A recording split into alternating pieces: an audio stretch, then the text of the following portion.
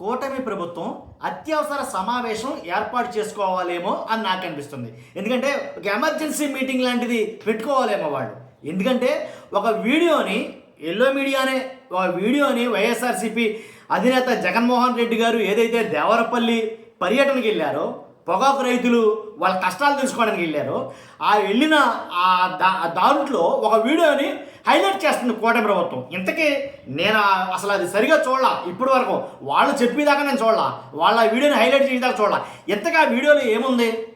కూటమి ప్రభుత్వం ఎందుకని అత్యవసర సమావేశం ఏర్పాటు చేసుకోవాలి, ఎందుకని ఎమర్జెన్సీ మీటింగ్ లాంటిది పెట్టుకోవాలి అంటే కనుక ఆ వీడియో ఏంటో, అసలు దాని నిమిత్తం అంత సీరియస్నెస్ ఎందుకు తీసుకోవాలో దాని గురించి అయితే నేను చెప్పబోతున్నాను.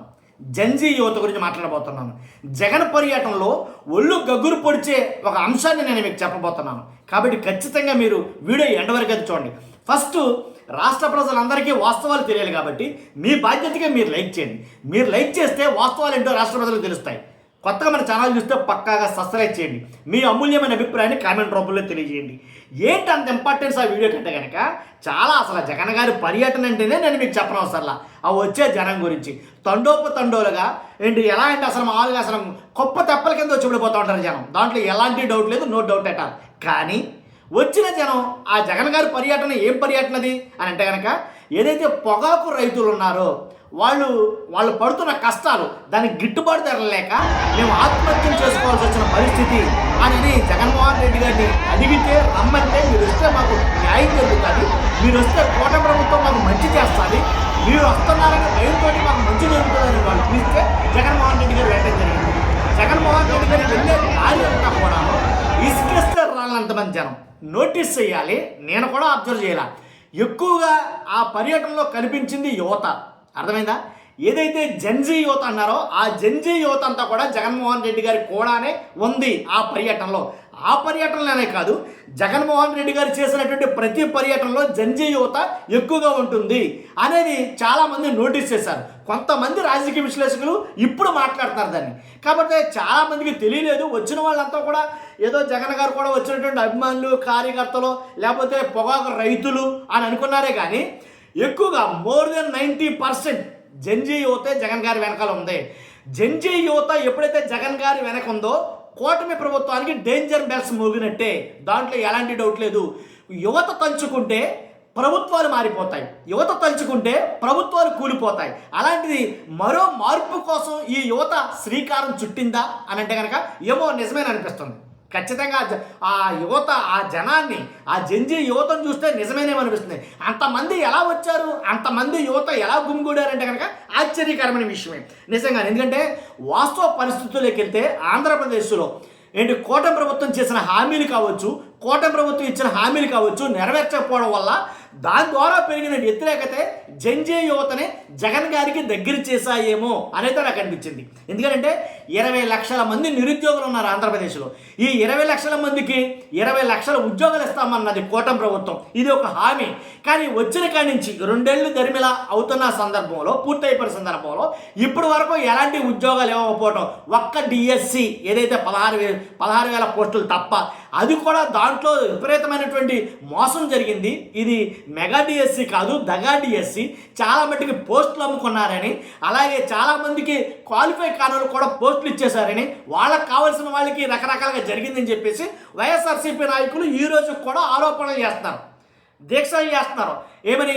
ఎవరైతే విద్యాశాఖ మంత్రి నారా లోకేష్ గారు ఉన్నారో ఆ విద్యాశాఖ తప్పనిచ్చి అన్ని శాఖల్లోనూ వేలు పెడతారో తప్ప విద్యాశాఖను చూసుకోరు. కాబట్టి విద్యాశాఖలో భయంకరమైనటువంటి ఇలాంటి పరిణామాలు చోటు చేసుకున్నాయి. కాబట్టి రాజీనామా చేయాలి నారా లోకేష్ గారు అని అయితే మాట్లాడుతున్నారు. కాబట్టి ఏది ఏమైనప్పటికీ వీటి వల్ల విసిగి వేసారిపోయారా యువతంతా, జెన్జీ యువతంతా? అందుకోసమే జగన్ గారి పర్యటనలో జగన్ గారు వెనకుంటున్నారా? ఇంకోటి ఏంటంటే ఏదైతే 20 లక్షల ఉద్యోగాల మాట అటు ఎడదాం, అది అవ్వదో, జరగలేదు. తర్వాత ఏదైతే ఉద్యోగాలు ఇవ్వలేని పక్షాన నిరుద్యోగ భృతి అని అన్నారు కదా, 3,000 రూపాయలు ఉద్యోగం రాని వాళ్ళకి. మరి నిరుద్యోగ భృతి అది 2 సంవత్సరాలు పూర్తయిపోతుంది, 2 సంవత్సరాలు కంప్లీట్ అయింది. నిరుద్యోగ భృతి ఏది?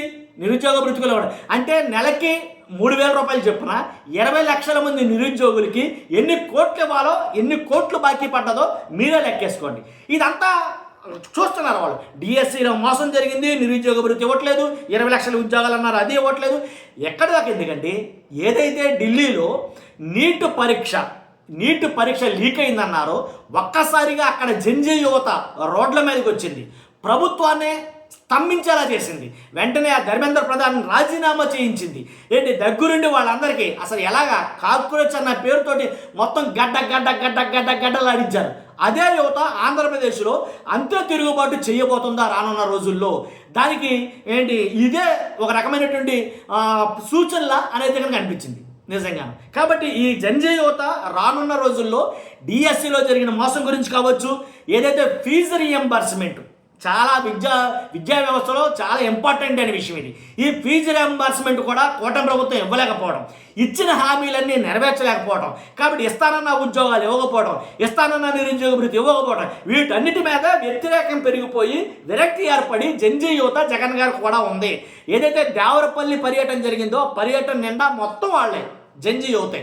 కారణం ఏంటంటే ఇగో ఇలాంటి కారణాలు, ఇలాంటి శతకోటి కారణాలు ఉన్నాయి. కాబట్టి ఒకటి, అసలు రాష్ట్రాన్ని మార్చేది, రాష్ట్ర ప్రభుత్వాన్ని మార్చేది, కూల్చేది, రాష్ట్ర ప్రభుత్వాన్ని కొత్తగా ఏర్పాటు చేసేది, వీటన్నిటినీ ఒకే ఒకరి చేతుల్లో ఉంటాయి, అది యువత చేతుల్లో. ఆంధ్రప్రదేశ్లో ఉన్న యువత ఒక్కసారిగా కూటమి ప్రభుత్వానికి వ్యతిరేకంగా మారారు అని అనడానికి ఈ వీడియోలే ఉదాహరణ. ఇలాంటి వీడియోల ఉదాహరణ. దాంట్లో ఎలాంటి డౌట్ లేదు. కోట ప్రభుత్వం వచ్చిన కానీ చూసుకున్నా సరే మెడికల్ కాలేజీలు ప్రైవేటీకరణ చేశారు. ప్రభుత్వం నడిపించాల్సిన మెడికల్ కాలేజీలు ప్రైవేటీకరణ చేస్తే ఏంటి, అందాల్సిన వారికి ఆ సీట్లు అందవు, అందని ద్రాక్షగా మిగిలిపోద్ది మెడికల్ సీటు. మెడికల్ చదువుకోవాలనుకునే విద్యార్థుల భవిష్యత్తు నాశనమైపోతుంది. కాబట్టి మెడికల్ కాలేజీని ప్రైవేటీకరణ చేయొద్దు అన్న విషయంలో ఈ జంజీ అవుతుంది. తర్వాత ఏదైతే ఫీజు రింబర్స్మెంట్ ఇవ్వట్లేదని పోరాడుతున్నారో దాంట్లో ఈ జంజీ అవుతుంది. అలాగే ఏదైతే హామీలు అమలు చేయట్లేదని అన్నారో దాంట్లో ఈ జంజీ అవుతుంది. అలాగే ఏదైతే డిఎస్సిలో మోసం చేశారన్నారో దాంట్లో ఈ జంజీ అవుతుంది. ఇలా చూసుకుంటే 1, 2, 3, 4 కాదు, ప్రతి దాంట్లోనూ జంజీ యువత పాలు పంచుకుంటుంది. అదే నేను మీకు చెప్పాలనుకుంటున్నా. మీ అభిప్రాయం ఏంటో ఖచ్చితంగా కామెంట్ రూపంలో తెలియజేయండి. కాబట్టి ఇప్పుడు ఏర్పాటు చేసుకోవాలంటే వద్దంటారు అత్యవసర సమావేశం, ఆలోచించుకోవాలి. నిరుద్యోగుల్ని ఈ జంజీ యువతని ఎలాగైనా సరే కామ్ చేసే విధానాన్ని అయితే కనుక వాళ్ళు ఎత్తుక్కోవాలని నా అభిప్రాయం. Thank you very much.